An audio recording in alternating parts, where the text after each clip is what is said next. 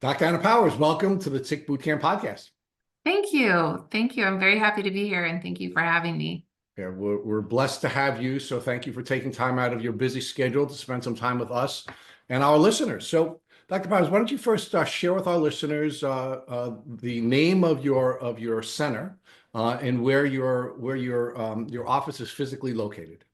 So we are located in Roswell, Georgia. It's Longevity Health Center, and it's one of the longest standing, continuously running naturopathic clinics in Georgia. It's been over 45 years. Wasn't obviously started by me, but our founder was Seneca Anderson.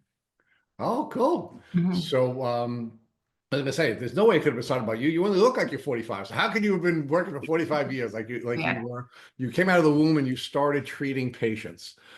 So, Exactly. talk to us about your background. Where did you grow up? And what were your visions for your future when you were a childhood? Meaning, what did you think you were going to be doing to serve the world early on in your life before you began your professional education? Well, that's a great question.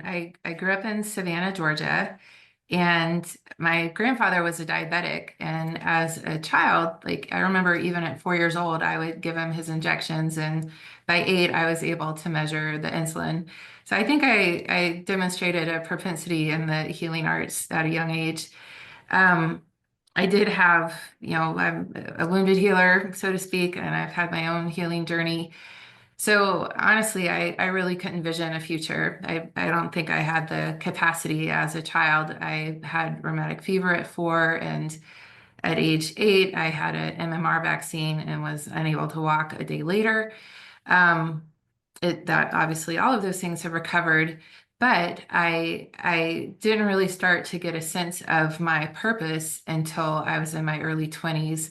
And when I graduated from college, I happened to move into an apartment that was right next door to a health food store. And so it was the easiest place to grocery shop and get meals prepared. So when I would sit in there, I'd hear the owner walk by, like people would grab him, like, I have a cold, what should I do? And he'd go to these jars and pull out, slippery elm and licorice and all these things and tell you to stew it in some water and drink it an hour later. And I thought they were crazy. And then one time I got sick and I went and he gave me some potion and I made it and I felt better. And so that introduced me to the path of natural health. And because of the history that I had, the medical model really had not helped me with chronic headaches and GI issues and all kinds of things. And so that led me to meet a naturopath who was helped me with my health. All right. So So you had this healing spirit, and even as a little kid, you weren't grossed out by needles or those kinds of things. That even as an old man, I like as you're describing, I was 8 years old and I was able to take out the needle, and I was like, ugh. So you clearly were not squeamish in the way that most people were, even as a small child, yeah, and you had this heart for trying to help your grandfather who was dealing with a chronic illness. yes, You went through some of your own challenges, and the allopathic system did not work for you. mhm, I do want to talk a little bit about that and why you think in many cases that doesn't work for folks. And then you were brought to a place where you saw other people benefiting from a different system, a different mhm, medical system, different types of medical frameworks. You yourself, and I don't believe in coincidences. I don't think there are such things. You yourself were yeah, now brought into this path where you're sick, you get better, and you see a contrast between what had failed you during most of your life and now what had been successful despite it looking like it was some woo-woo stuff. And that sends you on your path to becoming a naturopathic doctor. yes. So talk to us about, give us a little more detail on the kinds of contact you had with the allopathic community, and why you think that system of medicine was failing you in giving you what you specifically needed. Well, let's see. With rheumatic fever, I was put on antibiotics to take every day. And I did so for 15 years, very religiously. 15 years? Mhm. Yeah, so that obviously surprised that I developed GI issues, right? And when I would go, they would never ask what I was eating. Even back then, they didn't even check for food allergies. Eventually, they did. The only thing that showed up was turkey, and I mean, all kinds of things. Like I had headaches. I was given like narcotics, Furanil, as an 8-year old, and um, I was I went to GI doctors, and even I had joint pain, like my shins hurt. Now I know why. Um, and joint pain, and I took a ton of aspirin to help with that. That was 8, 9, 10, 11, and I nobody was ever, everyone would just say it was growing pains. And I was like, no, looking back, I'm like, don't you think it's weird that a kid's saying their joints hurt all the time? Um, just no, nobody ever really asked why.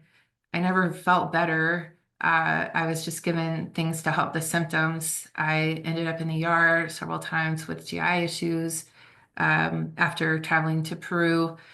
And then even as I'm just trying to think of there's so many things, it's kind of a blur. Um, but I spent a lot of time at the doctor's office, and I would say even like my senior year in high school, I missed like 30 days of school. I had to do a lot of overtime work to be able to graduate. So definitely, I wasn't getting better, right? And then when I did meet the naturopath, I I was just intrigued. Like everyone that after I was working with her, they were like, "Hey, you look different. What are you doing?" And I would tell them about her. And then I ended up hosting her down. I went to Atlanta to see her, and I ended up bringing her down to see all my friends and family because they were so inspired by the changes that they saw in me. So I think, you were asking about my experience with the allopathic world, and it's half my life ago now, and it's kind of fuzzy and blurry in a way. But I can say, I was on those antibiotics plus all the chronic sinus infections and bronchitis and you name it. I think part of all of those illnesses was also, I growing up in Savannah, like it's humid and we worship old things. And so the musty smell was normal for me. I didn't really realize how impactful mold was until I became a naturopath. So I think that was impacting my health as well. But since I have been accountable for my own health and well-being, I've only had to take antibiotics twice. So in the first 25 years or 26 years, like a monthly to at least every 6 month experience to now the second 26 years or 20, whatever it is, 25.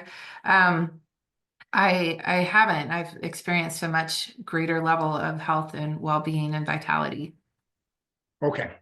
So you jumped two different points with me. Yeah. We were walking to the point where you came in contact with the fellow at the health food store, and Yeah. now we got to a naturopathic doctor. So I'm gonna have to build that out with you so we can get more detail on that. So you did share with us you had about 25 years of various health issues, Mhm. and generally, when I'm interviewing folks on this podcast, they believe that they've gotten a better experience when they've worked with a naturopathic doctor rather than an allopathic doctor Mhm. for two reasons. Seem to be two sets of patterns that folks have developed for us when we've done these interviews, and we're 500 interviews in at this point. Yes. The first challenge is when someone is chronically ill. The allopathic system is designed uh, as an acute care system, not as a chronic care system. So when you have a chronic illness like Lyme disease or any other chronic illness, like your grandfather was chronically ill with diabetes, that the training and the financial system, i.e., the insurance system, that is built around the allopathic medical system. Um, gives us great outcomes when we're acutely sick, but horrific outcomes when we are chronically sick. That's Yeah. one path. The second path that we generally see, or pattern we see from folks on this podcast, is that the traditional allopathic doctor is trained to look for one cause for one set of symptoms, one bug, one illness, and they're just looking for that bug and they're looking to kill that bug. And the naturopathic community is very different. They ask a different set of questions, which is, what is the terrain that is now, a part of the person who is coming before me? And how do we get to the root cause? Meaning, how is the symptom a signal to us about what we should be looking at in the terrain, as opposed to looking for the bug that we're supposed to kill or looking for the one cause we're supposed to kill? So those are generally the two paths that we hear argued to us in this allopathic naturopathic debate. So give me your perspective, not as a doctor today. We're still in the early part of your life. We haven't gotten past that part of our story yet. Um, why were you failed by the allopathic community? Were you failed because you believe that you were chronically ill and they were not able to properly diagnose and treat you? Or do you believe that you had doctors who were trained with frameworks that were limiting their capacity to properly diagnose and treat you? Or was it both? That's a great question. Thank And you. yeah, I think it's both. I don't think, I mean, I don't think of myself as someone who is chronically ill, but if you write it all down, I really was. And that it was mistreatment after mistreatment and not listening and not really getting to the root of what was going on. And I'm so grateful for the medical system for acute care and saves lives every day. And those few times I needed antibiotics, I really need them. And I've never been more grateful to take a prescription drug in my life. And thank God for them. And there's so much more to the human being. We're physical beings, as we were talking about earlier, and we're emotional beings and spiritual beings, and none of that is being addressed or heard or listened to in that model. And I feel like, as a naturopath, I look at all of it and look to see there's a certain constitution or a certain way of being that when someone, well, I'm going off on another little road, so we No, can no, talk about that no, later. no. Um, Let's go where we go. Yeah, I mean, I don't want you to throttle yourself. I want to have the conversation, and I yeah. promise you, I'll bring you back to what we need to complete before we move forward in the this hero's journey outline. Thank you. So I do feel like when people come to see me and even myself on my journey, no one was really asking the questions of, well, how's life at home? And, how's your stress level? And how are you sleeping? And how much water do you drink? Maybe they would ask me when I was a patient, are you staying hydrated? And I was like, yes, 2 liters of Coke every day. It's like, and they're like, good job, way to go.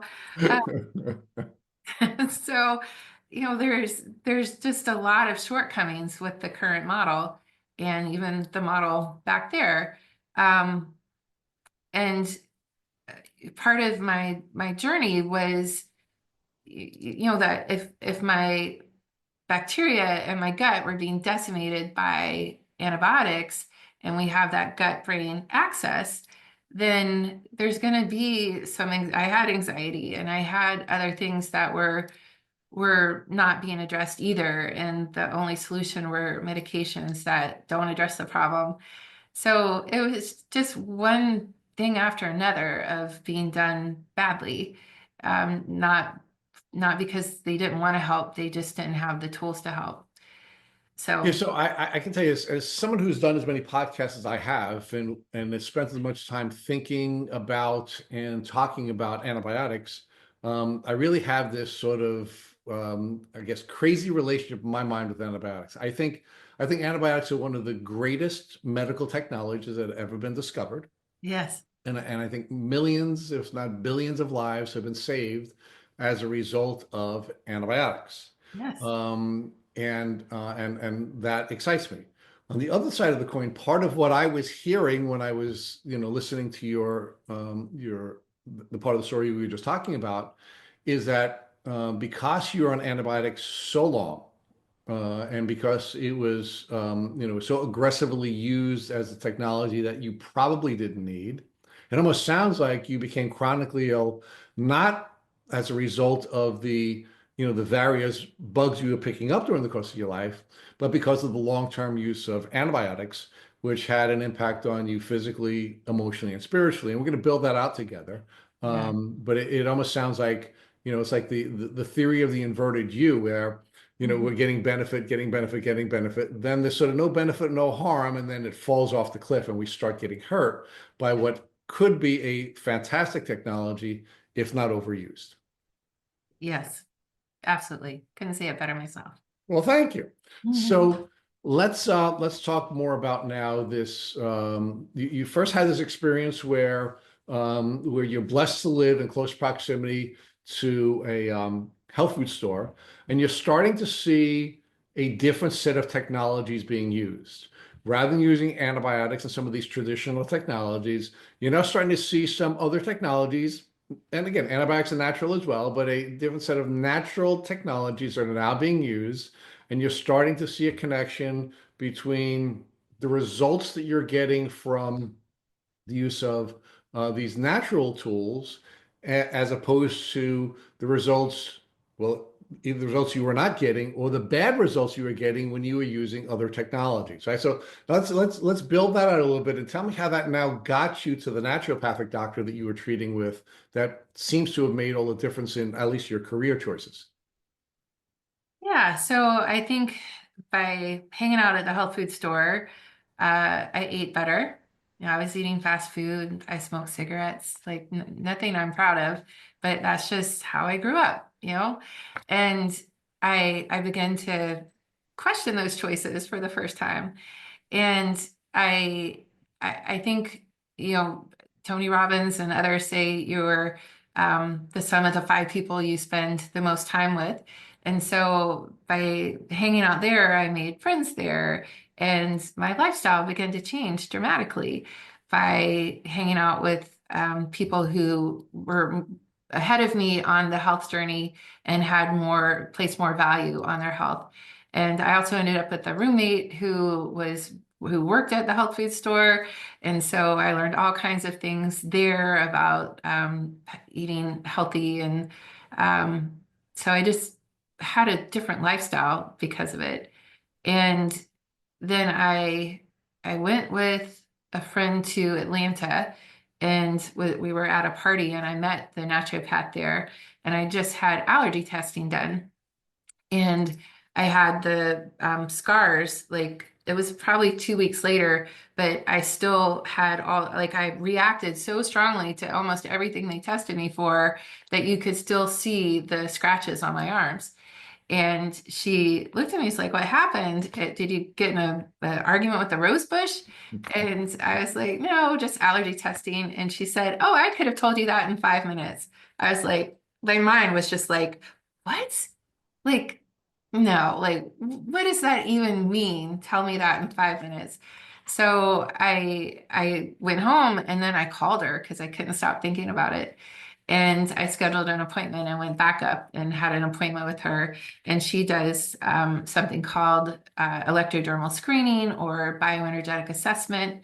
Uh, and that is a way of measuring resonance. So, for example, with a traditional allergy test, they will scratch your skin, put the substance on it, and see how much, if any, you react to that substance. With bioenergetic testing, there's a circuit, and you are in that circuit, and then the substance is introduced to that circuit, and then we test to see does that substance increase your energy, decrease your energy, or is it neutral? So does it inflame you, tank you, or nothing? And so she did tell me what I was allergic to. And it didn't 100% agree, but I would say probably 80% agreed. And that just kind of had me hooked. I'm like, wow, I could have gotten all that information. And not only that, is she found things that were contributing to that. Surprise, surprise, I had candida. Imagine that after, 20 something years on antibiotics.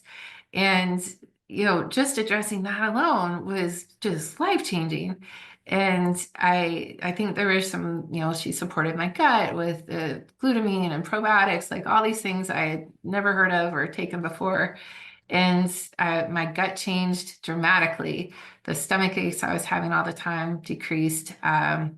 My energy increased. My passion for life increased. It was life changing. So one of the things we talk about here at Tick Boot Camp is the risk formula. That this is based on General Stanley McChrystal's book entitled Risk, and Doctor General McChrystal argues that your risk of a bad outcome, in our case, the risk of you getting Lyme disease, is formulaic, and that it's threat times vulnerability. And the example that he had given in the military arena is that you can reduce your risk of a bad outcome by either reducing the threat or reducing the vulnerability, right? So, for example, here in the Lyme disease world, you can get bitten by a tick, but if your terrain is healthy and your immune system is healthy, in most cases, it can manage the germs that are spit into you. As opposed to you can protect yourself by reducing your vulnerability, or in the alternative, you can reduce the threat by becoming more tick aware and understanding what steps you can take to prevent yourself from coming in contact with ticks, or finding the tick early on when it comes in contact with you so it won't be attached for a long period of time, or some other tools that you can use. So you can either reduce the risk or reduce the threat, and you can protect yourself from a bad outcome or the risk of a bad outcome. So let's talk about that from the standpoint of your journey, right? Where you're not living the lifestyle that you said you were proud of. And I don't like, I don't want you to judge yourself, and I certainly want you to think that I'm judging you. But it sounds like you were living a lifestyle where your vulnerability was Mhm. high, right? Not only because you were in an allopathic system that was constantly flooding your system with antibiotics, and we know that that inverted U was impacting you physically, emotionally, and spiritually, in large part because your gut was destroyed. And you found the candida later on when you had a competent doctor to work with. But it sounds like there are a lot of other things that are going on between using nicotine and hydrating with the use of Coca-Cola and other types of things that were, I think, in totality, probably immunosuppressive, and making it likely that your immune system was not going to be robust enough to protect you from the bugs that you were naturally going to come in contact with as a person interacting with other human beings. Yes, absolutely. I would add to that multiple adverse childhood events in that time. And as I know now, that those events can cause the fight or flight system to get stuck on, and also contribute to the risk, the vulnerability of it. And, all of those things I think combined certainly minimized my capacity to fight candida, or later I did have Lyme as well. And I promise it we'll get there. yeah, no worries. I'm fine if we don't. Um, but yes, I 100% agree with that. I've never heard it put that way, so thank you. And that's been my experience as personally, and also what I've seen with patients. I would also add the vulnerability piece is, so many people come to see me when they describe their story, they will say, I was fine until. And I heard even some of the people on your podcast, I was fine until the last one I was listening to, till I was taking care of the house, like rebuilding the house. There's these moments where we go through really stressful seasons of life that I think also increase the vulnerability, even if we're eating well or kind of taking care of ourselves the best we know. There's still that high level of stress also seems to be one of the things that enables, whether it's Lyme or parasites or whatever people are dealing with, that is the opportune time for them to strike. I love what you described, and we're going to build it out together a little bit more, right? So, I agree with you that I was describing the parts of terrain vulnerability that most people are comfortable with, and maybe in many cases pointing at themselves, which is, I really wasn't eating really well, and I really wasn't really sleeping really well, and I wasn't doing the kinds of things, and I wasn't hydrating the way that I should have, right? So we talked about, the eating and the smoking and the and hanging out with maybe five people who are not probably as healthy as you'd want people to be, who you're surrounding yourself with, using the Tony Robbins quote of being the product of the five people you spend most time with. Um, but now we have another piece that you introduced, which I think is really powerful, which is part of our terrain is the way we are treating our body and how we're eating and sleeping. But part of our terrain is also our neural pathways, and the neural pathways that have developed either and certainly most of them have developed during the first 25 years of our lives, either because our brain is now protecting us from traumatic events that we've had to experience, or because our brain is interpreting different events, which may not objectively be traumatic events, but our brain is perceiving them as traumatic events. And now we have all these protective neural pathways that are built into our brain that may serve us when we're in a hostile environment, but are not serving us well generally. So we now have this neurological terrain that is not serving us well, and is putting us in a position where we are now more vulnerable, because we are spending more of our time, or most of our time, in the sympathetic expression of our nervous system, and therefore you had this dual vulnerability, where you were not physically in a good place because of all the antibiotics you were taking, so your gut was ruined. You were not in a good place because of how you were ingesting, your nutrition.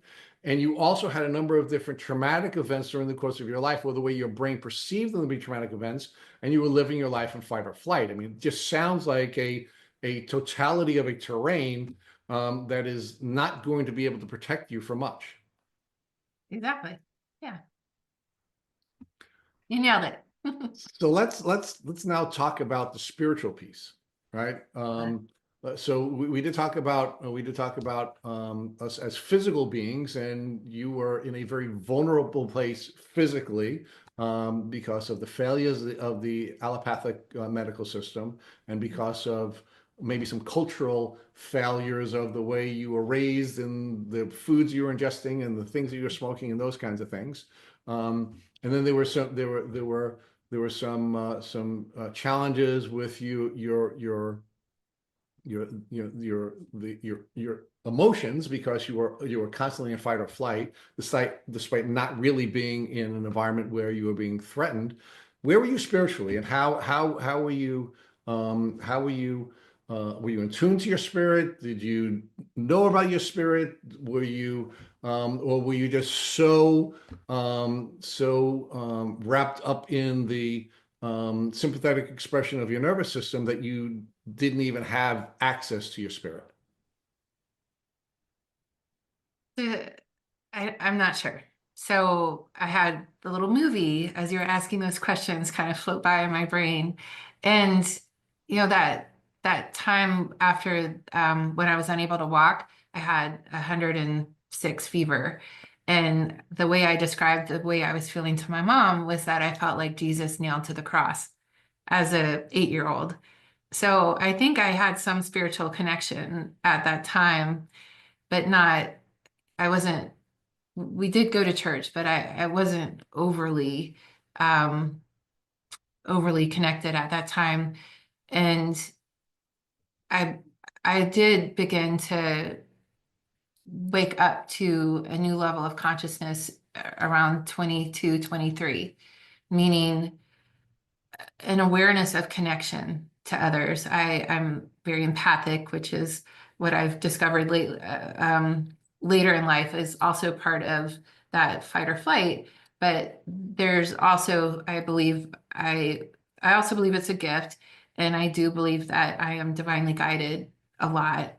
And I began to wake up to that and begin to have premonitions of things that were going to happen that happened, and having more just more connection to behind the veil, so you speak. And I've done a ton of continuing education at every level, as professionally and personal growth and all kinds of things. And one of them, if I could remember, I would give credit, but I don't remember where. But that, we have a physical birth when we're born, and we have a mental birth around puberty, and we have a spiritual birth around 22, 23. And that was, my experience as well. And from that point on, I had a very strong spiritual connection to God, and to be able to see when God was speaking to me. Like, I don't, it's like not directly speaking to me, but like sometimes someone will come in, a patient will come in, and just a word will come to mind, and I'll just like ask it in some way that will sound normal, try to anyway. And then they'll be like, why do you ask that? It will mean something to them. Or there's just, there's some, I feel divinely guided in that way. And whether it's, just being connected to them or it's coming from above, well, my belief is it's coming from above. And nonetheless, to answer your question, is I began my spiritual journey in my early 20s.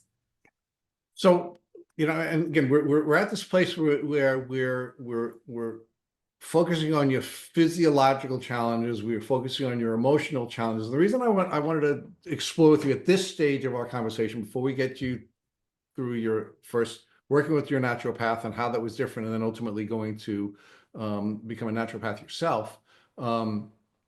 So you were defining spiritual as consciousness, as a way of connecting with everyone else. And I guess my question to you is, and the reason I was asking that question is, I don't believe that you can subconsciously connect to consciousness, to God, to infinite knowledge. I mean, a lot of people have different ways of describing this. As a Christian, I have a traditional way of describing this, but I don't believe you can connect to consciousness if you are stuck in the sympathetic expression of your nervous system. You're stuck on this plane, and because you're stuck on this plane, you don't have access to consciousness, right? So that's why I was exploring this as we were building out your physical and emotional pieces. Is because you were physically sick or unwell, because you were emotionally unwell. Even though you may have you may have gone through your spiritual birth.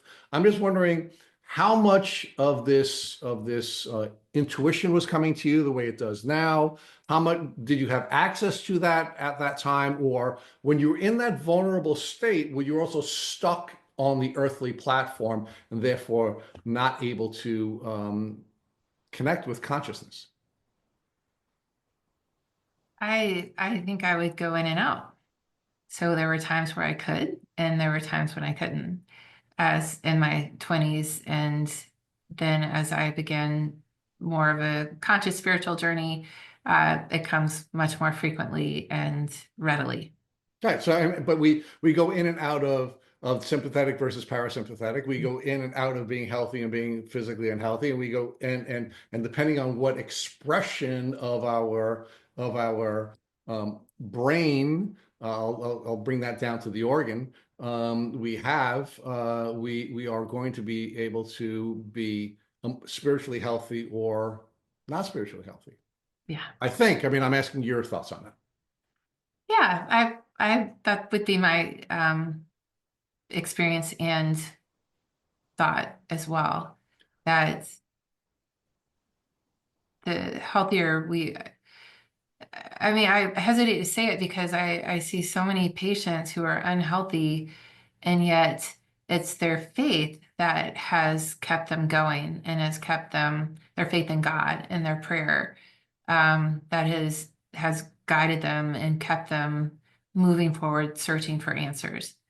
So I, I can't wait to yeah, I can't wait till we get to that part because I really okay, want to explore that with you. That's really exciting. But let's stay with you first. I do want to come back to okay, that. I promise. I do want to come back to that. But stay with you first. I want to know what your experiences were, right? Because one of the things that we've already sort of begun to foreshadow for the folks who are listening to this podcast is we offline we talked about human beings as physical, emotional, and spiritual beings.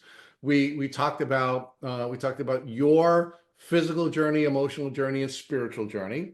We talked about how you were failed by the allopathic medical system. In fact, it may have caused you to become chronically ill, quite frankly, which added to your physical unwellness. Um, and then you had a different experience. I think some of that was certainly divinely guided. We are supposed to go through challenges so that we can find our purpose. We're supposed to change physically, emotionally, and spiritually to become the people who are then capable of accepting the purpose and the mission that God sends us on. So we have, we are adaptive beings, and how we change is through stress. So I appreciate you having to go through all of that to become who me too. you were supposed to be, so that you can now be charged with these gifts that you can share with other people and serve with other people. Um, but part of what I do want to explore with you here is that you then stepped into the naturopathic world, right? And when you stepped into the naturopathic world, and you started to now see them using different tools, and you began to talk to us about the bioenergetic assessment, you're now starting to see something different, right? You're now working with a group of healers who are not only just limited in the frameworks that they have available to them to diagnose and treat you, but you're now stepping into a healing framework that is now treating the physical, emotional, and spiritual being. And that was certainly not something that you had when you were working in the allopathic world, right? Oh, absolutely not. Yeah, you're correct. Yeah. So give us that contrast, because you now go to this, again, you're progressively brought to this naturopathic doctor, first from your experiences in the health food store, and now seeing differences there. But that's not a naturopathic doctor. That's just a an entrepreneur who is helping bring frameworks to folks, natural frameworks to folks. You now get from that, you get teased there, you see these results there, and now you're brought to a naturopath, right? And now you get to this naturopath, and a naturopath is able to use bioenergetic assessments to give you probably probably a better diagnosis for your allergic reactions to different things than the one which gave you 20% false positives. Yes. Yes. Yeah, she definitely, and more importantly to me, is she helped get to the root of it. Allergies they're a problem, and they're a thing in and of themselves, but they're also a symptom of a bigger problem. And, just to me, saying you have allergies is like saying you have a bruise. It doesn't solve the problem. And by going to the naturopath, she helped solve my problem. I mean, I still have some of those allergies. They're class 2, 3 allergies, but the bulk of them are gone. And more importantly, my quality of life is dramatically better by healing my gut. I'm not saying it's all rosy and it's all perfect now, but it's like I am healthier in my 50s than I was in my 20s. So This you so night you night and day. so she helped you to deal with the physical terrain, right? So Yes. that was one piece of it, right? Mhm. But now you did say that you were living your life, Mhm. in the sympathetic expression of your nervous system, right? You're in fight or flight all the time. How'd she help you there? She did support my adrenals. I don't know that that really got addressed until a little bit later, Okay. honestly. But during that time, I did start exploring churches, right? I started going to every church in my hometown. And I I didn't really find one that I loved, but I just kept going to different ones because I was being called. So there was that the beginning piece of awakening spiritually. Okay, so give us more on that. So you know you're beginning to understand you know that you are a physical, emotional, and spiritual being. That you begin to heal your terrain physically, and that's now putting you in a position where you now feel called to develop spiritually. And the way you are developing spiritually is as a seeker. You are going from church to church to church.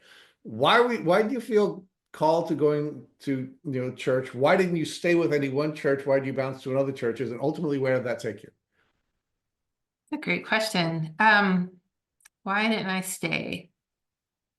I guess for me, I when and this might I don't want to offend anyone, but when when somebody when it I'm tripping, but I am the answer is formulating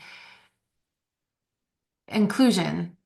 Like when something excludes others, it doesn't resonate with me. And so or like the I'm better than someone else because my religion's better. That didn't resonate with me. Although I resonate very deeply with the teachings of Christ, and I am Christian. But when the conversation was more about um, lack and being wrong than about leading, being following in the footsteps of Christ. Like that was more of what I was drawn to. And and I was young too, and probably part of the people. And there's just a variety of a variety of things. But there was a moment where I guess I grew up Catholic. Sorry, it's coming back. It's not, this isn't stuff I think about very often. Well, my job is to challenge you. Well, thank you. So I went to a Bible study that was with Catholics and a priest, and we were studying I think we were studying Mary of Guadalupe, and I'd been to Peru, and I went through all these churches, and underneath the churches were torture chambers of where the Christians came in and tortured the native people if they went and denounced their religion and become Christian. And that even though I walked through, I was 15 in Peru, I didn't really consciously think about, wow, that's really weird to come in the name of Jesus and to kill people.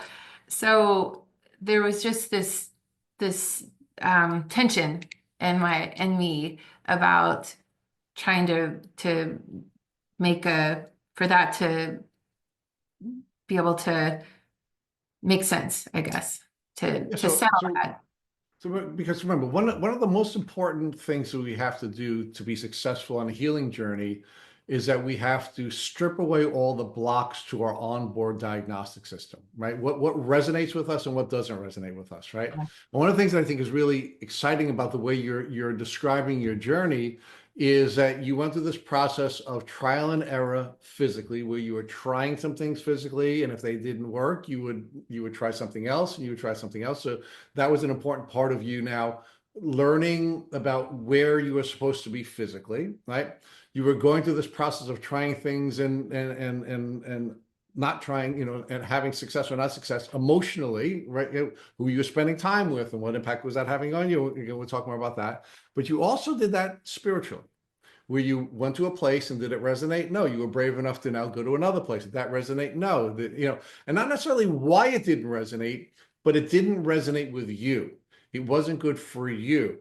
And because you are now going through this cleansing process, what we call here at Take Boot Camp by prehabilitation, where you are cleansing physically and cleansing emotionally and cleansing spiritually through this trial and error process, you are getting closer and closer to finding your purpose. You're getting closer and closer to determining what your gifts were and how you were supposed to serve the world.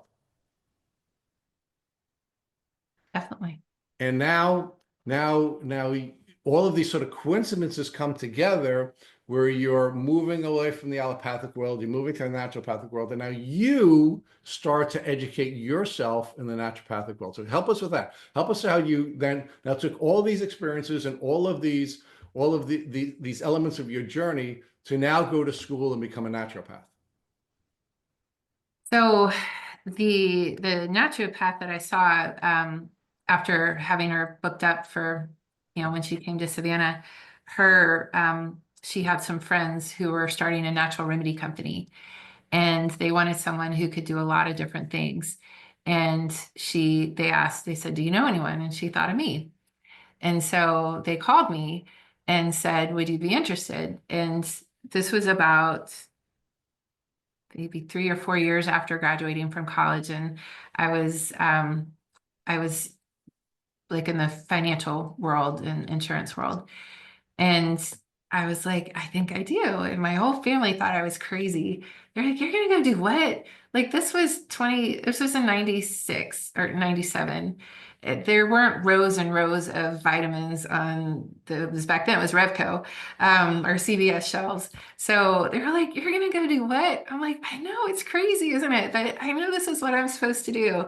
So I went and worked with them and helped develop a company. I was the first employee, and just built it out. Just, we're shipping stuff, we're making labels, just all the stuff you do when you're starting a company. And then about 10 years into that, so I'm working with other doctors that we're going to trade shows, and I get to go listen to the lectures that the doctors, that I go to now for education. I got to sit in those for 10 years. During, there's not a lot of people coming to the booths when the lectures are going on. So I would go listen to the lectures. And all my people that that would call and needed help with supplements, or the remedies that we sold, they would say, "Why aren't you a provider? Why aren't you a practitioner?" And I would just say, "I feel like I'm helping more people by helping you." Because, if I have 500 providers and they have 500 patients, that's more people than I can see in a day. And that worked for me for the first 10 years. And it was true and I believed it. But then something shifted, and I was like, "No, I need to work with patients." And in January of 2008, I decided to leave my job of 10 years and start seeing patients. And I didn't even have my degree, but was well trained in the bioenergetic assessment. So, I've always worked under other providers. In Georgia, as a naturopath, that's what you need to do. And so they trained me, and I learned a lot from each provider that I worked with. And I went to school online, so it took me 4 years to get my naturopathic degree online.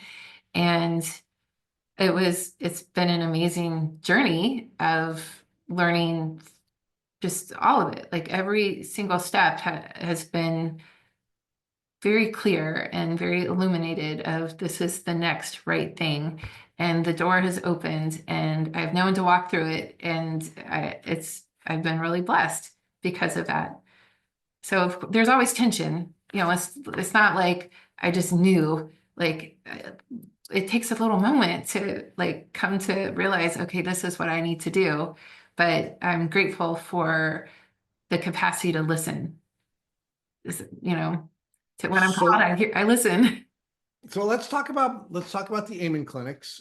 You worked for Amen, so talk to us about how you got there and what that experience was like. Okay. Um, Again, another amazing, divinely guided experience. Um, a colleague and friend of mine was going to lecture at an A4M conference, and she was telling me about it, and this notion, I was like, I really should go with her, but I don't really know why. And I called her and I was like, do you want me to go support you? Like, she didn't have anyone else going. She was presenting. And so I thought, I could hand out flyers or take names, like just support her in some way. It's like, I'll pay my own way, but I just feel like you're going to need some support there.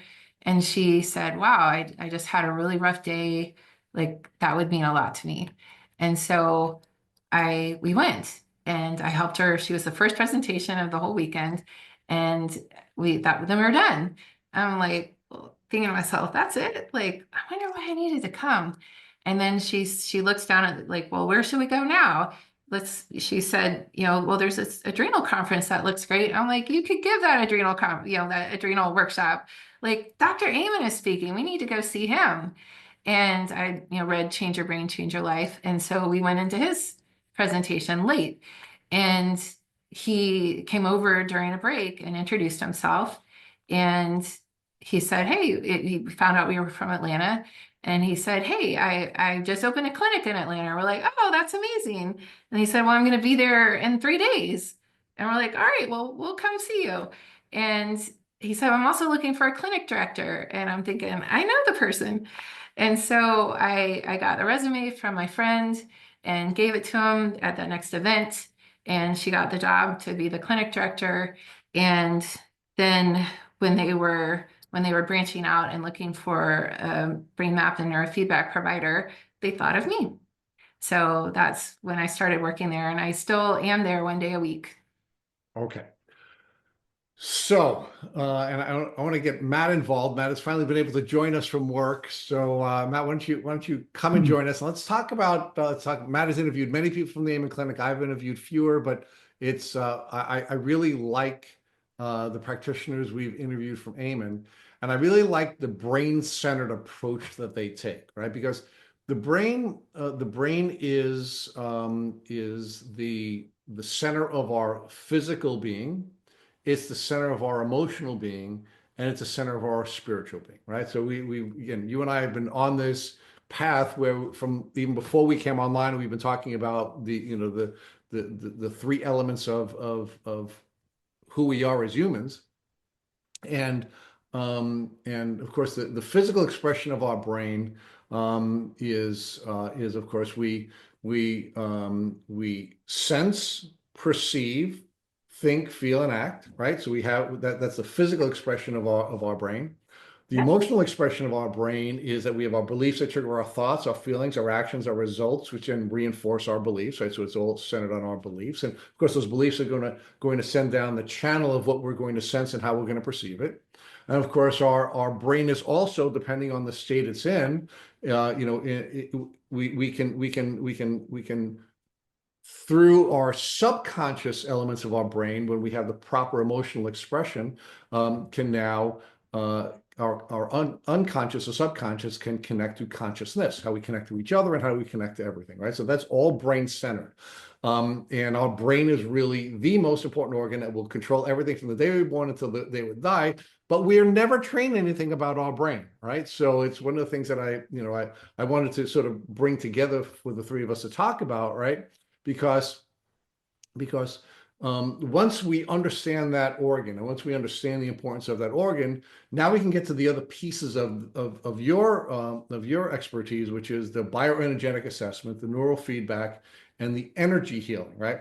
That all sounds woo-woo until you understand the brain and you understand the role of the brain and all that. So bring that together for us. Talk to us about how now you're now led to the Amen Clinic, and at the Amen Clinic, where a traditional Harvard-educated psychiatrist is now working with someone like you, a naturopathic doctor who is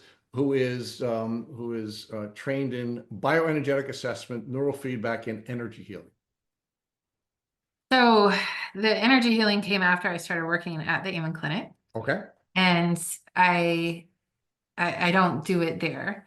And the, really all I do at the Amen Clinic is the brain map uh, and neurofeedback. And but some of the providers, I invited them to see the bioenergetic assessment, which I do at the clinic in Roswell, and they refer to me. They've seen the results. They when I like we collaborate, so I might see someone that I think, well, you really need to go to the Amen Clinic first, and then the Amen Clinic doctors will see what I've been able to do, and then they'll take it from there. But they can see, wow, you've really done a great job so far, and vice versa. They because of that, they can send them back for to work on the gut, or they might be suspicious of Lyme or suspicious of um, parasites or yeast or whatever the toxin may be and the terrain imbalance. So they'll do their part, and now they have more functional doctors on board. But some of the providers, I've been there since 2013, I think.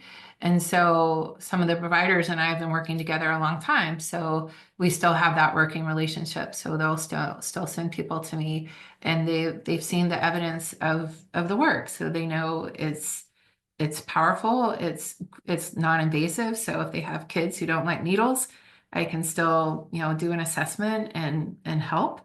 So it's a collaborative relationship, but not everyone, even I don't even know if all the doctors know all the things that I offer there. When I'm there, I'm solely a brain map and a neurofeedback provider.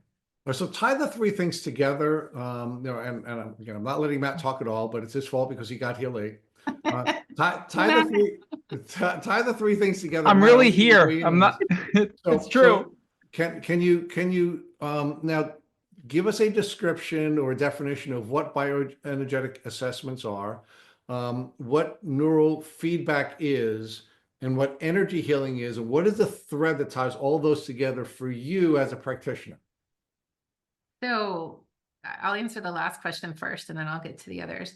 But the thread is the bioenergetic assessment is looking at the physical, and the brain map and neurofeedback is looking at the mental, emotional, and the energy healing is working with the emotional and I believe spiritual.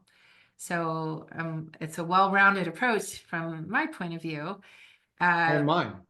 Awesome. So with the bioenergetic testing, even though it is energy, it is directed at looking at the terrain. We can, and I know I talked about earlier, but I'll just circle back and just give a little bigger description of it.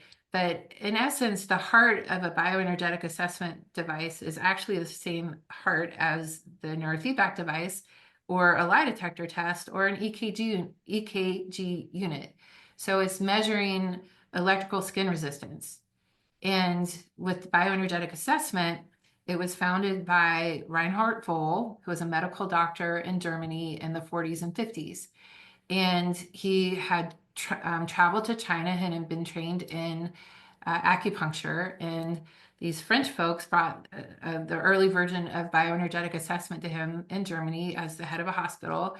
And he got really curious. He's like, well, the acupuncture points he found had a different resistance. So it could, when you put electrical current in an acupuncture point, it will respond. If you just put it on skin that has no acupuncture point, the skin doesn't respond. So he got really curious about that. And he had all the current medical testing in his hospital, so he could compare the findings from the bioenergetic testing to the findings from the labs that he did. And so he charted out he used acupuncture as the framework, but then he confirmed, when the liver meridian is stressed, he would also see some markers in labs. So he was the pioneer of it, and he found that the first thing that he was doing was looking at the organs, testing the acupuncture points, seeing how well it conducted electricity. If it went up really high on the meter is 0 to 100. If it went above 65, he noted there was a correlation with inflammation. And back then, nobody was really talking a lot about inflammation. Now, like, it's everywhere. But even when I started, inflammation was like that happens when you sprain your foot. It wasn't really talked about that much. And if the reading went below 45, it was more of a chronic, like the body was losing the battle. so to speak. And that was all he did with bioenergetic assessment for quite some time. But then one time a man came in with a jacket, and in his jacket was a homeopathic remedy. And all of a sudden the readings looked dramatically better. And he couldn't really figure out why. And so he took the vial fell out. So, and all of a sudden the readings looked normal, the way they had been before. So you keep putting the vial on, it looks normal. You take the vial off, it doesn't look normal. So that was the advent of testing remedies against the energy field. And it's become much more elaborate. Muscle testing was born out of this technology, and it's based on physics, not chemistry. So it seems woo-woo, but it is based on science. It's just a different science. And there's 3 great books by Lynn McTaggart: The Field, The Intention Experiment, and The Power of Eight, where she's an investigative journalist. She went all over the world and researched, talked with the top physicist and quantum physicist in the world, and began to break down. Her question was, why does homeopathy work? And she got her answer. And so anybody who's looking to understand the science behind these things, it's in all of those books. So that's bioenergetic assessment. And brain map is looking at the brain waves. So we put a cap on, it measures 19 areas, and we're looking to see, we're looking at delta, which is the sleep mostly related to, or the brainwave mostly related to sleep, and theta, which is the daydreamy creative state, brainwave alpha, which is our neutral state. If we're driving or playing the piano, if we've been playing the piano for a long time, we don't have to think so deeply about what we're doing. And if we're learning something new, we recruit beta waves. So the brain map will look at all of those brain waves, and we'll see what's too high, what's too low. And then the brain map is a correlative science, so it's not like we're looking at an x-ray to see, oh, that arm is broken or not broken. But there's certain patterns. When we see beta really high on the right, it correlates strongly to anxiety. So I do the map, and then I say, hey, do you have any trouble with anxiety? And then they'll say yes. And so we know what their pattern is through the brain map, and then that guides us to do neurofeedback. So neurofeedback is retraining those brain waves. So in that example, we would reward the brain anytime beta went down, and we would inhibit the, I guess, with neurofeedback now, they're watching a movie. So the reward is the movie continues to play. And if their brain waves, let's say that beta goes high on the right, then the movie goes dark. And the brain says, hey, I want to see what's going on. And it'll go back to doing what it was doing. And we're basically capturing that behavior. And, over 30 to 60 sessions, that beta will come down, and most people report a relief in their anxiety symptoms. So I'll take a breath because I know I've just been. Yeah, so I think that's really interesting, and so how you're changing neural pathways is by rewarding or inhibiting the theta versus beta Brainwave. brainwaves. Yeah. And those brain waves are the neurotransmitters firing. When they fire, they make electricity. And so that's what we're measuring. So wow, so what happens is what's happening here is that the neural pathways that are not serving the patient begin to dissipate and get utilized less often, and the pathways that are serving the patient are being reinforced by that pathway, wiring together as a result of it firing together. Yes. And just a nuanced distinction there. The old pathway never goes away. We're just laying a new one on top of it. So it still is powerful. And when someone's done with neurofeedback, they're done. They don't come back for tune-ups, or, they don't have to keep coming to see me. They're done, unless there's an additional trauma or, injury to the brain. But yeah, what you said is absolutely true. So you're mapping so connect this to beliefs, right? How do you connect neural pathways to beliefs, and how can the mapping of better pathways impact the removal of beliefs that are not serving versus beliefs that are serving someone? I haven't found that beliefs play a big role with neurofeedback. So it bypasses that. Like I've had children who think they're stupid because they have ADD or a learning disability and their brain waves get changed and they're not stupid anymore. But someone, when you're doing a therapy where they have a belief system, you're constantly bumping up against that. But with neurofeedback, I don't see us bumping up against anything. They get better or they don't, but it's not because of their belief system. That's my belief system. But I haven't seen any research that says, if somebody believes it's not going to work, it doesn't work. Like it's been amazing that way. Like I have kids who get better even though they think it's not going to work. Well, but I don't mean believing whether it's going to work or it's not Yeah. going to work. Aren't beliefs really just neural pathways? Aren't they? Aren't you ultimately believing something or not believing something? Or let me describe it. All beliefs are, we always have, we all have beliefs. Yeah. They're either serving us or they're not serving us, right? Yes. And the beliefs that are serving us, aren't they just neural pathways that are quickly giving us a response to a stimuli versus a belief pattern that is not serving us? And it really, aren't you just changing beliefs by changing pathways? Honestly, I've never thought of it that way. So anything I say from this point forward, I'll just be like speaking. Yeah, Uh, it's just a yeah. conversation. Yeah, yeah. Yeah. So I I see what you're saying for sure. I'm just trying to apply that to what I see in practice. And I guess when they come, they have a belief system, most people, um, that they can heal and that, like, I'm just trying to think of people like, Yeah, so let's walk it back to the yeah, conversation we were having earlier about you, yeah, right? about me. Yes. And we were talking about how you had a neurology that was not serving you well, meaning you were not you were physically vulnerable, you were emotionally vulnerable because of these pathways that had developed during the course of your life as a result of traumatic or the perception of traumatic experiences. And because you had pathways that were designed to protect you, they weren't serving you when it came to allowing your immune system to function at the optimal level, and it made you more vulnerable to be sick, right?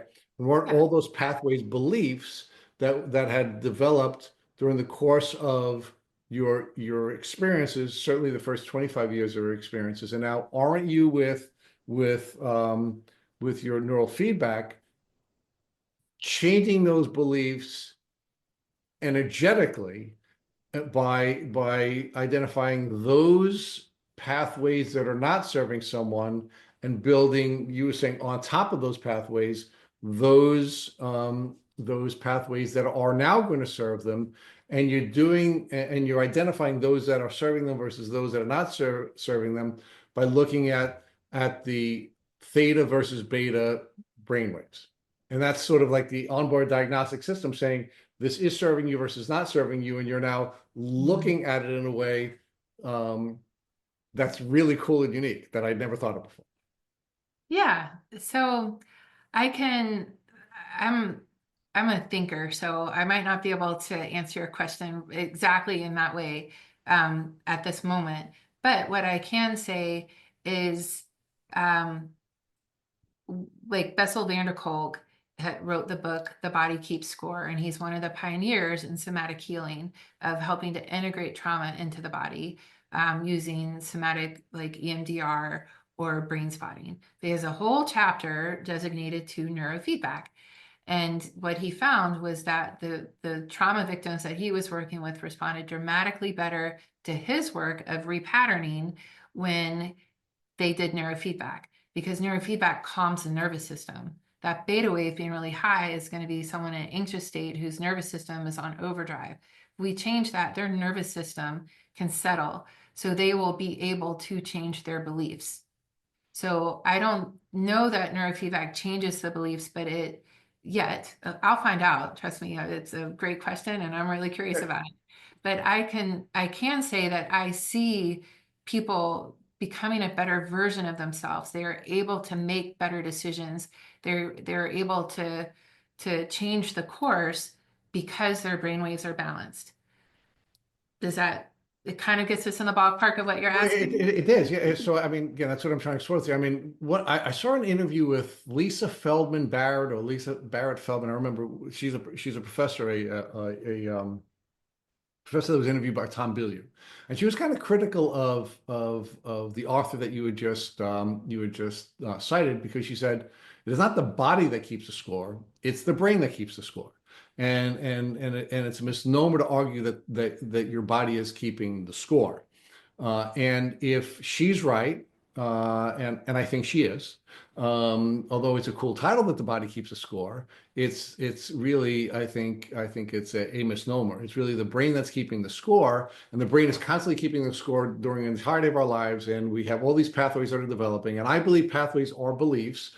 And of course, a pathway has both a protein element, which is this pathway it develops, and then of course it has this energetic, because the energy is going down the pathway, right? And our brain, because it's an energy hog, and because we have, we use so much energy, our brain uses so much energy, and we have to have enough energy for the rest of our body, despite it being a small organ, as compared to the totality of our body.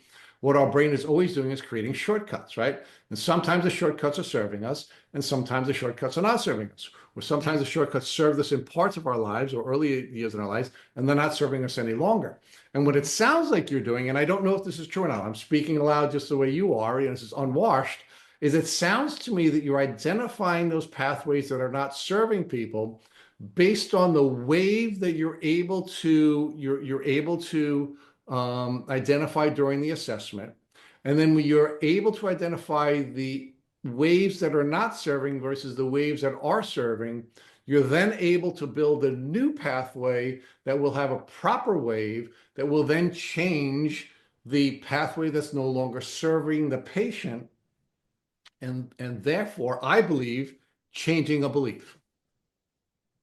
I think that's a very reasonable possibility. Theory. Theory. Yeah. Dr. Powers, real quick, I just, and to not derail us too much, I think there's more here to be said, but I want to better understand what you meant when you said it lays on top of the pathway, doesn't replace the pathway. Can you describe that? Because, and having a lot of these Amen Clinic doctors on, they've talked to us about the brain and different imagery and then the pathways, but that's a new concept. And I want to make sure we understand that when people listen to this podcast. Yeah. So if we have a habit, that the neuronal networks for that habit get wired, and it's always there, just like someone with an addiction with 12 steps. So they're aware that they have this propensity, so that pathway is there, but they make a new pathway, whether it's through neurofeedback or going to meetings every day, that it lays over it. So it's not replacing it. It doesn't make the old pathway go away. There's just, when you develop a new habit and you really strengthen it, it's going to be a bigger pathway. And it's going to, as Rich was saying, it's the most efficient way. So once it becomes the neurons, the pathway becomes thick and encoded with the proteins, then that's going to be the biggest path, the one that the brain chooses to go to. But yet it's all, the other one's always there. Like people, who have old habits, they talk about it's not so hard to fall back into an old habit, but it's much easier to get back into the new habit, or they're able to, some people make a new habit and they always do that. But does that answer your question? It does, yeah. And I just wonder, with all of these pathways, how they impact the rest of our biology, right? Because, a lot of people have talked about the way our brain can control our endocrine system and our hormones, right? So replacing a bad pathway that may be related to an addiction or a bad habit with a new pathway that can be, more positive in nature, how does that impact us downstream from there? So I guess my question is the brain the hub and then controlling our hormones and everything else underneath? Or is there something deeper, if that makes sense? I think it depends on who you ask. Um, there's a whole science of heart math where they talk about how the heart emits frequency and it responds quicker than the brain. So there's some people that think the brain is responding to the heart, but if the heart is responding in that fever state, then that's going to make the hormones. So, but they're working together, and we're in one sense splitting hairs, but like they're a team, and the brain certainly is. You can't live without either one of them. You have to have a heart and you have to have a brain, and the brain is certainly calling a lot of the shots. But I personally believe with the heart math folks that the heart plays a really big role in how the brain responds to things. Does that answer your question? It does. And I just wonder, right, that I think there's so many components to this. So we're speaking about bioenergetic techniques and Yeah. neurofeedback and things like that. But we also know that you have a great background in homeopathy and herbology and detoxification. So I can't help but wonder how much those things help change the brain for the better as well. So neurofeedback plus these supplemental, I'll call them protocols, right, or things you can do have a greatly positive impact on the brain and therefore allow our bodies to have less inflammation and be more acceptable to healing modalities when we try to kill off things in our body. And as Rich was saying, right, the terrain, not necessarily the bug, right? So we're helping support the terrain and make ourselves be healthier. So can you kind of tie it all together, neurofeedback plus these other things having a positive impact on the brain and ultimately healing? I'd love to. Thank you. So I I first start with naturopathy 95% of the time because neurofeedback is more time consuming and more costly. So I feel like if the terrain is out of balance and they have a bunch of bugs, or if they're in a moldy house or they have a gluten allergy, the neurofeedback training is less effective. It is hard to out train a gluten allergy, and it's hard to train a brain that's being constantly inflamed by mold or Lyme. So by getting the terrain reestablished and getting the pathogens either eliminated or minimized, half the people that would come to me for neurofeedback don't even need neurofeedback after that. But for some people, it's like we just gutted the house and we have to put it back together again. And neurofeedback will help that. Or the people with adverse childhood events, or like adverse childhood events have a bigger, because the brain is still developing, it has a bigger impact on the brain than a trauma that happens to an untraumatized brain as a child. So people sometimes can heal quicker from a trauma as an adult. So, but either way, if there's trauma involved, sometimes neurofeedback's needed to help calm the nervous system. It's hard to probiotics and GABA and all of those inhibitory, 5-HTP, all the supplements that I can use, they can make a difference, but then they're stuck on it, like that's not changing the brain. So I mean, I have recently heard that maybe it does, but for the past 20 years, I was thinking it wasn't. So I feel like the way that I do the work is I do bioenergetic assessment first. And then if they still need support, I will introduce neurofeedback. And then the energy healing, that class I took in 2019 and then in 2020.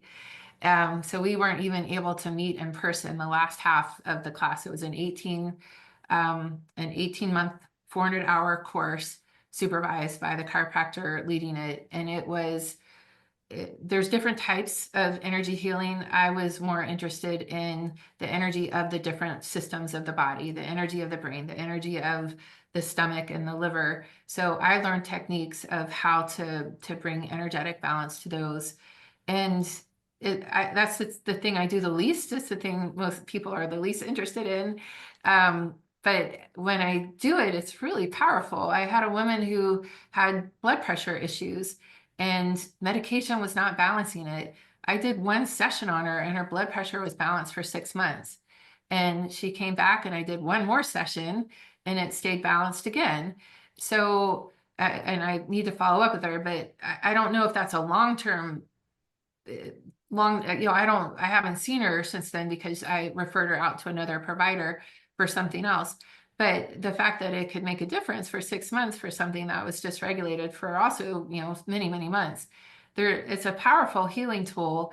But because I already had my practice was already full in a way with the other things that I was doing, I don't have a ton of space for it, but the people that do it love it, and it does make a big difference for them. Did I So tie it together? yeah, no, you did excellent. I have a couple other questions and patterns in my head I want to ask you. The first one is, we're always looking to identify tips and recommendations for people listening to this podcast because healing can be so confusing, right? You have different practitioners saying different things, but I think there are some things that are just no-brainers, that are not guesses or theories or hunches. And I think one of them is, you said earlier that if you're doing neurofeedback and you're not getting help, it's likely because you're exposed to mold, you have a gluten intolerance, and you're consuming large amounts of gluten, or you have some sort of untreated wild infection that needs to be addressed. So is that an accurate surmise of what you said earlier? Yes, and I would spread it out from gluten, like a food sensitivity that somebody's eating every day. But yes. Okay, so then if you think you've identified the pathogens, the toxins, the mold exposure, the food sensitivities, et cetera, and you're still not feeling better, and you think you're in fight or flight still, and you sense that it can be brain related, that's when I think you're saying neurofeedback comes in your practice. Is that correct? Correct. Okay. And you use the bioenergetic assessment to identify what supplements to use to help address the mold and the toxins and the pathogens, et cetera. Is that correct? That's one of your first steps? Yes, but the bioenergetic assessment can also energetically assess if there's mold, if there's Borrelia, if there's a parasite. So I use it to guide the supplements, but Got it. yeah, so it's just to So distinguish, but it gives us a lot of information. It's not just take this supplement or that supplement. It's telling me, like, I will ask it. I'm asking the body, does this supplement agree with you? But I have to know what supplement to ask for, right? right. So for, I have 50 things I could give them if they have Borrelia, but I want to see which one resonates with their body.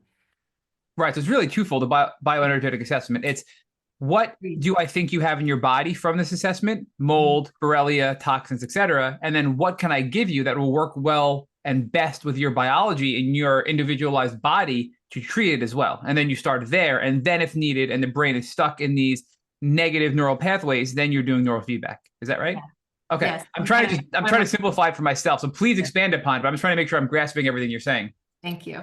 So we look at the systems as well. So what's the energetic state of the liver, the kidneys, the lymphatics, the stomach, spleen, pancreas, all of it. So we look at organs, we look at pathogens, we look at solutions. How would you address the organs? Is it the same thing? You're using herbs and things like Right. that to address strengthening the organs? Yes. So that's the most important piece is the terrain to me. Like if Yeah. the terrain, I'm preaching to the choir here, Yeah. but if the terrain is in balance and the channels aren't open, there's just, how's anything going to change? That's like trying to empty out a hoarder's house when all the doors and windows are slammed shut. So the first thing we have to do is the terrain. And I do use homeopathics, which are extremely powerful, and herbs and supplementation. Got it. Now, a lot of people, and I will admit, and Rich knows this, and I don't know that I've ever said this publicly, but we had a guest on early on, about 5 years ago, who talked about all of these things you're discussing: bioenergetic assessments, neurofeedback. And I'm not going to lie, I thought she was nuts. And it was a patient, right? And I very much was judgmental. And I've come to realize that I was really wrong, very, very wrong, as I've grown and learned from the Lyme community. So for those that are where I was 5 years ago, can you just give us some, stories, facts, stats, science to back up the, proof behind this, that it's not some woo-woo made up witchcraft, Yeah. So we talked a little bit about it being based on physics, not chemistry. And, I have some stats, they're old. I used to have a dentist before the cone beam x-ray. I had a dentist beg me to do bioenergetics assessment on root canal teeth or with wisdom teeth that had been extracted to see if there was any energetic evidence of infection, because you couldn't really tell with the x-rays. Now there's a cone beam. I don't do that assessment anymore. And he's retired. But he told me that when I found infection and he went in and did, they did surgery, that 95% of the time he would find infection. So I have that. I've worked with several functional medicine doctors, and sometimes they would use me as like to go in and do the first pass, so to speak. Let's see what shows up. And then they'll go and do the labs, because, if you're suspicious of 10 things, that could be $10,000 worth of labs. And so they would use me as, well, let's target it and run that one lab. And that doctor said I was right 85% of the time. There's not a lot of, nobody wants to pay me and pay a doctor. So I don't have a lot of stats on that. And certainly nobody's outside of that is going to be paying for a big research project on this yet. So No, but that yeah. that data is really good. And I just want to point out that the Lyme test that you get when you go give blood at your standard LabCorp or Quest is far less accurate than what you're describing, right? So you have to weigh that in. There's no definitive Lyme test. And even if there were, what strain, there's so many factors and variables. Never mind, chronic Lyme is never just Borrelia, right? And that's really the most important factor here. So I have to think that if somebody's struggling to figure out what to do and they're not getting better and they need a new doctor and they come see you, then you can use your bioenergetic assessment to identify most likely what is wrong and then treat that as a grouping of things, because it's probably not just one thing, and ultimately save them time, headache, money, and misery of the illness, right? So that's kind of the pattern I'm seeing here. Is this is a really nice way to get some additional clues that you couldn't get otherwise. Absolutely. And I would add to that, if someone isn't getting better with the traditional like if they know they have Lyme and they've been through the traditional model, I have helped a lot of people with that. But also, I do believe like the trauma piece is the thing that people aren't addressing, and the teeth as well. Like if there's most people can handle a little bit of infection in their mouth if they're not dealing with Lyme and they're not in a stressful, their life isn't going crazy. But you have all of those, sometimes it can be hard to get over. And even spirochetes can live in teeth. There's a study done, they're in the 1920s, they were pulling out teeth from root canal, people with root canals, and implanting it in rabbits. And the rabbits would get the diseases that the host had, like rheumatoid arthritis or MS. They didn't call it MS back then.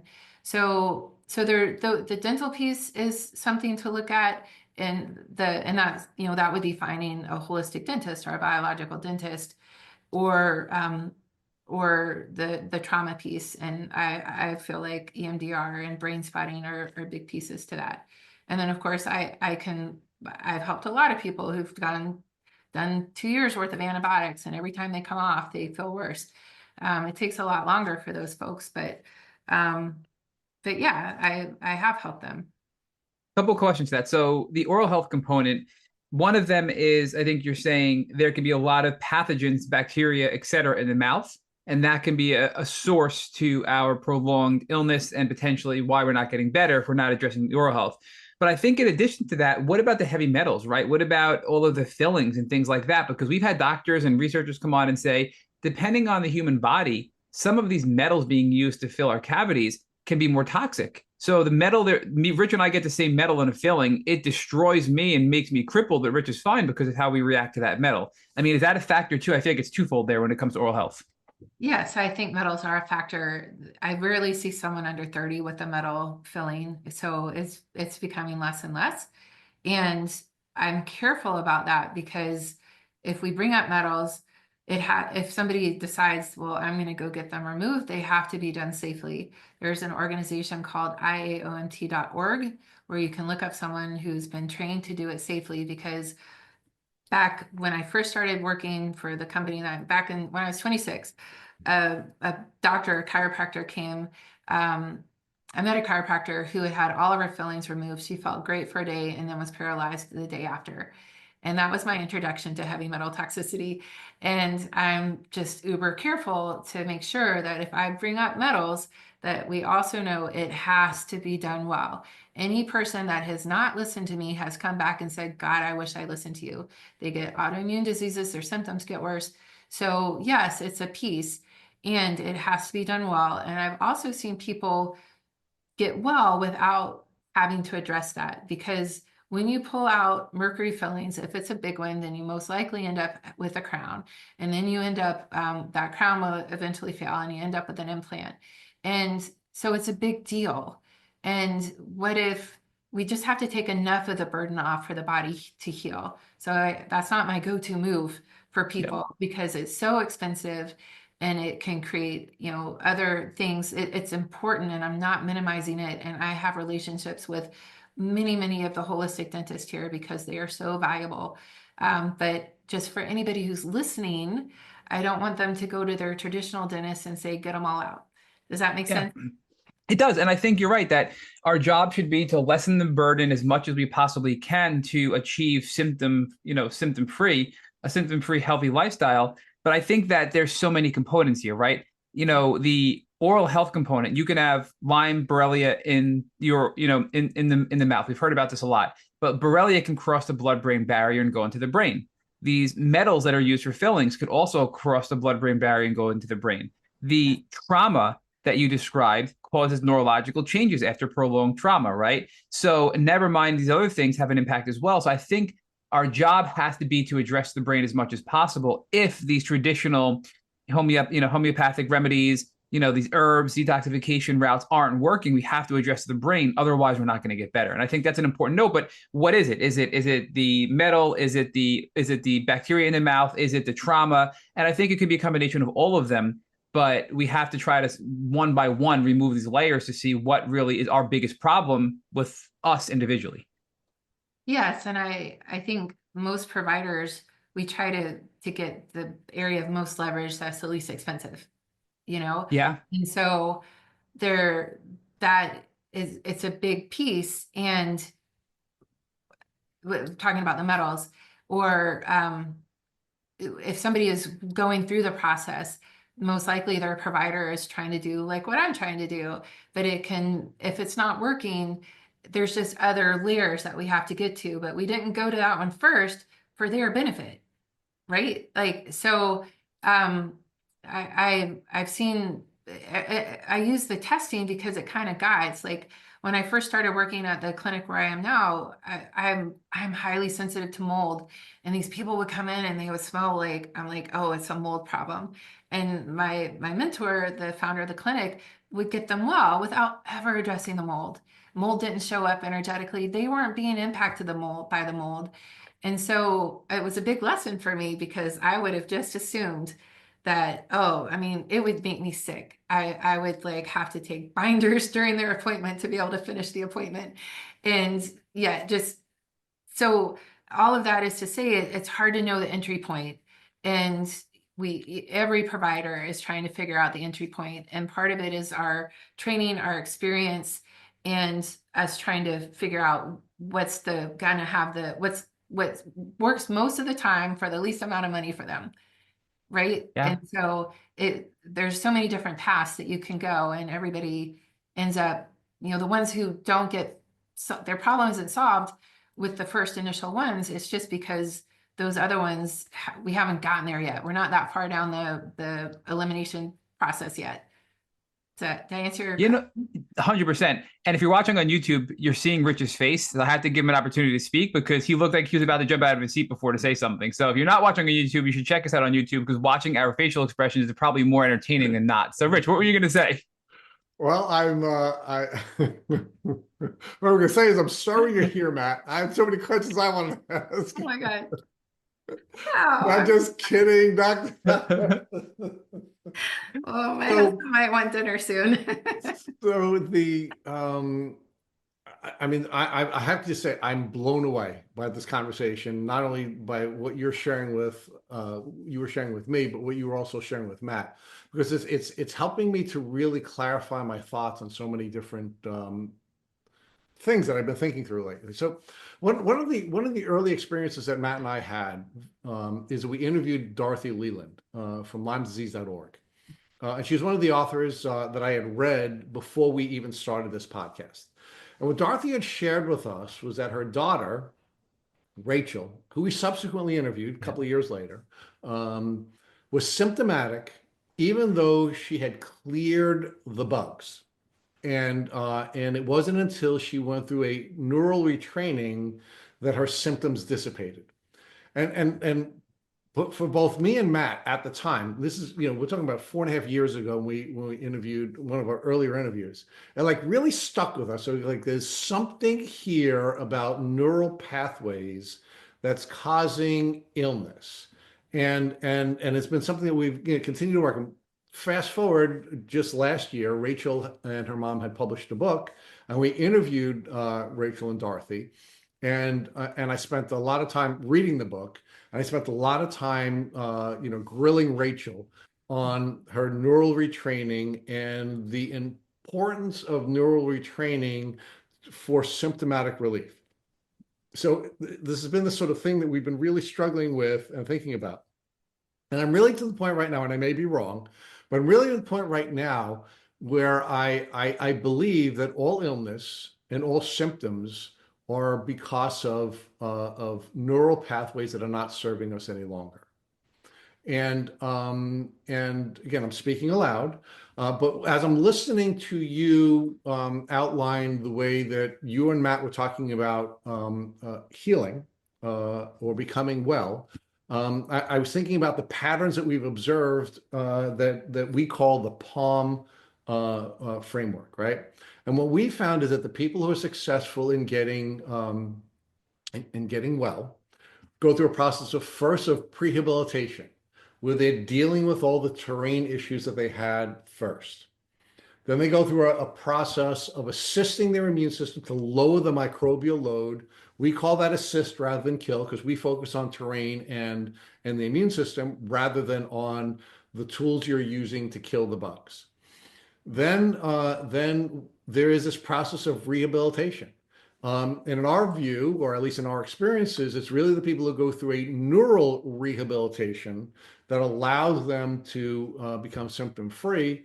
And then there's the maintenance phase, right? And you have to go through the process of maintaining the healthy neural pathways. But I never really had the ability until today, and listening to your brilliant conversation with us, that it helped me to understand what my gut has been telling me for almost 5 years, which is it's all neurology. It's all neural pathways. And what you taught here today, using the same, by the way, Matt and I are Italian, so we always going to bring Parmesan in. We always bring the Parm in, right? It's that you're using tools that are bringing people through a prehabilitation process. You're priming their brain so that the neural feedback can work, right? Because it can't work if your brain is inflamed. It can't work if the inflammation is caused by mold, if the inflammation is caused by bugs in the brain, if the inflammation is caused by heavy metals passing through the blood-brain barrier. Because whatever is going on there in the brain, whatever's causing that inflammation, you can't. It sounds to me, and I want your thoughts on this. It sounds like the neural feedback is not going to work, or the neural retraining is not going to work, because the pathways can't be retrained when they're in this inflamed state. And you have to go through this process of reducing the inflammation and reducing the bugs and allowing neural I guess the neural pathways to open up so that you can drain the brain. I guess that only happens when they're sleeping, right? The glial system works. And then after you're able to get that inflammation down, then you can train the pathways. And another thought I just want to share with you is it sounds like that childhood trauma and the pathways that are created by childhood trauma make it more likely that you'll get sick, and it makes it harder to overcome the illness because those pathways that are not serving you well, maybe did during the traumatic experience, but no longer serving you well, become the dominant pathways, which are then causing you to be vulnerable to illness and maybe continue to be symptomatic even after the bugs have been cleared. And I know I threw a lot out there, but give me your thoughts on that. So I first want to say I don't know a lot of naturopaths who do neurofeedback. So I have a unique point of view. So maybe not all neurofeedback providers would agree with my comments about the inflammation, but from my experience, when I see when people come in and they've tried everything, they might say, I tried neurofeedback and it didn't help. And when we address all these other things and then we do neurofeedback, it helps. And neurofeedback it's amazing, and I'm a great provider, but it's pretty standard. So it's not that practitioner dependent. And a lot of, I mean, there's a little bit of it that's. What do you mean? It's not. When you see the map, like the map tells you what to do, and it's really clear. So it's not. We practice similarly, like in functional medicine, like we do practice similarly, but there's a lot of variability. But in neurofeedback, a lot of us do pretty similar things. So my assumption is that the reason why it didn't really work the first time is because these other pieces weren't addressed, because Right. when we address them, they get better. I don't have a lot of research on that, on the inflammation piece, but the adverse events for sure. And, you know, if you think about it, if someone is stuck in fight or flight, they're burning through their adrenals. The adrenals play a big role in modulating the immune system and fighting inflammation. So if they've spent 30 years in fight or flight, then of course their body's going to really struggle in fighting these things. So they've aged, so to speak. You know, they've burned through systems that weren't really designed for that. Did I address it? Yeah. So at a high level, so I understand. So your argument is that there's, again, we keep talking about these different pieces, right? Yeah. So the HPA axis is in this loop where you constantly have these stress chemicals teeming through your system, right? And because you get into this physiological loop of having cortisol and adrenaline teeming through your system, you begin to They get tired. essentially burn out your adrenals, right? And Yeah. and you're just constantly in fight or flight, and you have to find a way of modulating your HPA axis and your cortisol receptors, or you're not going to be healthy. And I can share with you, and I've shared with our listeners before. I mean, having myself lived most of my life in in the sympathetic expression of my nervous system. It wasn't until I learned about the HPA axis and I learned about my cortisol receptors, and I started taking the HPA balance, which then modulated my cortisol receptors, that I became a more emotionally healthy person. Now, part of it was learning about the difference between the systems and learning what was happening, but in addition to the emotional piece of it, there's a physiological piece that we have to focus on, so that we can now live more of our life in the parasympathetic expression of our nervous system rather than the sympathetic expression of our nervous system. But so I'm with you on all that, and I'm living proof of that, right? But I want to focus more on the bigger piece that we were just focusing on, because I think the reason neurofeedback may not be working is because it's being used at the wrong stage. And what I Yes. really like about the conversation we're having today, because Matt and I are always looking for shortcuts that we can bring to people in the community, is it sounds to me like that the neurofeedback is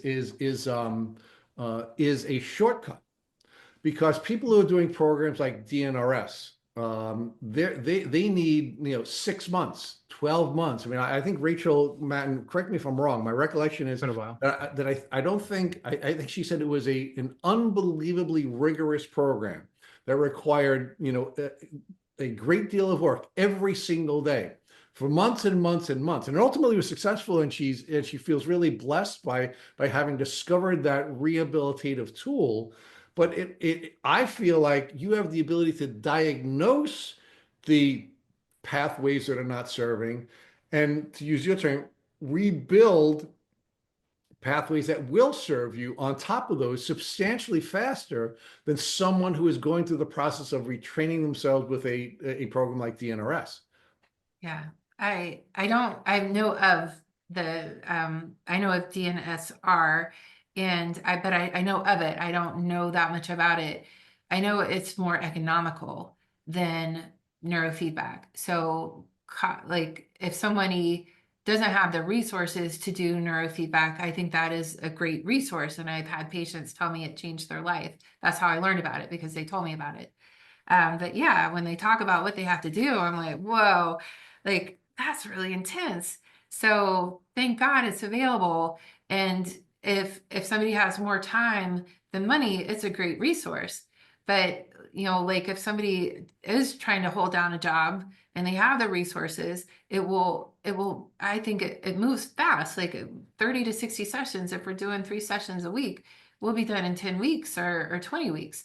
So if somebody chooses to come once a week, we're at the same pace, but they only had to do it once a week and not every day.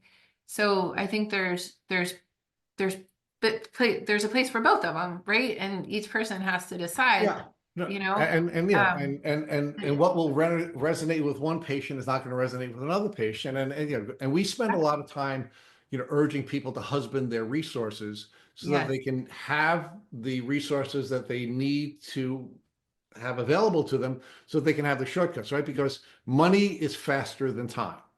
yes, And when you've been suffering, I mean, Matt suffered horrifically for years. Yeah. If he could have had a shortcut, Yep. to becoming well, and to resolving his symptoms, yeah, I'm sure he would have done whatever he could to speed up that process. yes, Yeah, I do want to ask a question, Dr. Powers, because I'm not sure if this is a sound approach, but I believe that neurofeedback is an effective tool that anybody in their Lyme healing journey can do and have benefits from after doing the therapeutic approach of reducing the toxins, the Lyme bacteria, the mold, etc., right? The food sensitivities. And even if you're feeling better, it's going to only help you feel even more, feel even better, or potentially make you even more strong and resilient and not have a relapse or a setback, right? And I think that's kind of at the later stage of your healing journey. But I wonder for those who are in the earlier stages where you say sometimes they don't have success, it still could be a potential beneficial treatment or tool, because people that are very, very sensitive to treatment are generally overstimulated with their nervous system, and they have extreme inflammation and they can't tolerate any treatment. But will neurofeedback help modulate the immune system through managing the brain pathways and therefore allow for treatment that otherwise would have been impossible because of sensitivities to that treatment? Does that make sense? I'm just not sure where it fits. makes perfect sense. I specialize with highly sensitive patients, so I do use it for that. And I'm trying to weigh out the cost benefit of it. Um, so many of those people, by the time they get to me, they've really exhausted a lot of resources. And like I just talked to someone today who she called in for neurofeedback, and a lot of times I would more direct to naturopathy, but in her case, I was like, I really feel like neurofeedback is the place to start. So it is a case by case, and I 100% agree that if there's just a way of being, when I don't have to know their whole history to know that their nervous system is really on overload. And so talking to them, if they've reacted to every supplement and nothing's ever worked, then I think neurofeedback is the place to start. Will it also be beneficial in somebody who is just in constant fight or flight, constant freeze, constant anxiety, constant overwhelm? Is that another particular use case where you would introduce it earlier on if you weren't having an effective way to manage that? Or is that something that's not so much in your view? Yes, I do. I mean, there's some times where I would get their history, and if they have extreme trauma, like as a naturopath, I'm not trained in the psychology of it. So if there's certain things that I think, wow, like that's way beyond, I might refer them out for some, either I'll do neurofeedback with them and they do EMDR brain spotting with that, or they'll go do the EMDR and brain spotting and come back to me. So it's, you know, with everything, it all depends. But yes, to your point, yes, I think that's a great, that's how I do it. And it's true. And I'm just describing the outliers of when that might not be true. Of I might say, you know Yep. what, I think you need someone, like if they're really depressed, um, then I would have them do EMDR first. That depression is anxiety over time. The anxiety is used up the brain's resources, and it's just they're just going to need a little bit more care than what I can provide.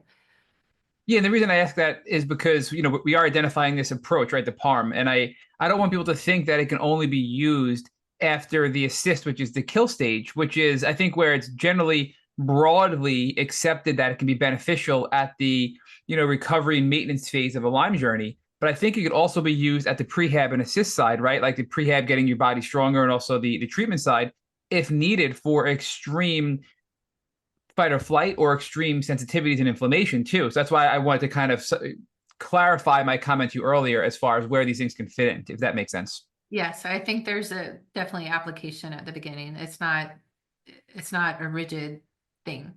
So there's times where it's the right and perfect thing to do first or in the middle, right? So they've Yep. tried a bunch of things, it's not working, we try it. Absolutely. I just realized how far we've been into this interview. I can't believe it's been over 2 hours already. So I'm going to let Rich finish this up because we need to be respectful of your time. I can keep you for 16 hours, but that's not fair to you. Yeah, So I'm going to shut up and let Rich end this. no, Yeah. I'm sorry. I do have to take you in another area. And Matt is right. You've been really generous. But one of the things that we learned from Dr. Horowitz is that a full 1/3 of his female patients had suffered sexual trauma at some point in their life before they became chronically ill for Lyme disease. Yes. And my thoughts when he shared that with us was that there were neural pathways that were developed as a result of the sexual trauma that made these patients more vulnerable to the illness on the, you know, again, using our risk formula of threat versus vulnerability. Mhm. So I don't know whether you would agree with me or not, but about whether or not that sexual trauma was creating a pathway that made them more vulnerable and therefore less capable of managing the disease or the bugs that resulted in the disease. And if that's the case, I'm just wondering whether or not perhaps that subset of people might benefit from the neural feedback earlier on so that you can change the neural pathways that are triggering the immune dysfunction and the inflammation and infection, whereas maybe other people who have because you said that the neural feedback is not working. The neurofeedback is not working with a certain subset of people who may be so neurologically toxic that that maybe that's not a group of people who, you know, who are not coming with pre-existing trauma that was making them vulnerable. What are your thoughts about that? 100% agree. You know, that it goes back to that trauma we get stuck in fight or flight, and then that suppresses that dysregulates the immune system and the nervous system. So that, like, if the sexual abuse happened in childhood, it would be called an adverse childhood event, or as an adult, it's still considered a trauma and creates PTSD, which would cause that dysregulation. So yeah, I 100% see that. And you know, some with trauma, it's really hard to nobody wants to talk about it, nobody wants to relive it. um, Neurofeedback can help regulate their nervous system to a point.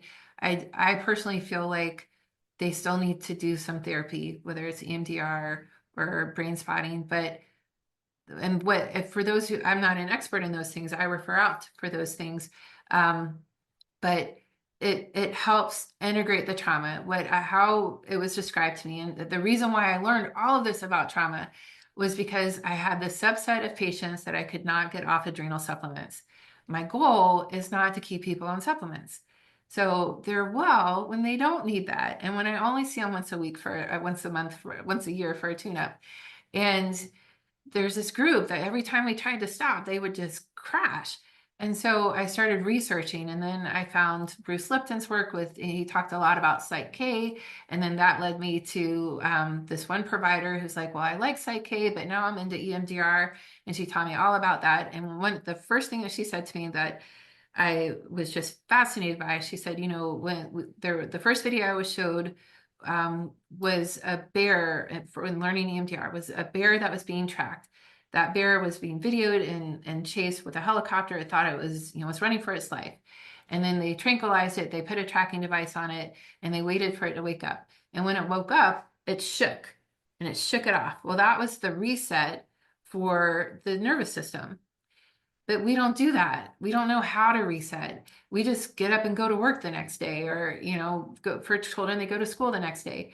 So the EMDR and the brain spotting are the two that I'm aware of. I know there's more, but those help. You know, there is an element of having to talk about it, just, you know, not a lot, but enough to help integrate that trauma into the body, just like when that bear shook. It was a polar bear, is what she said.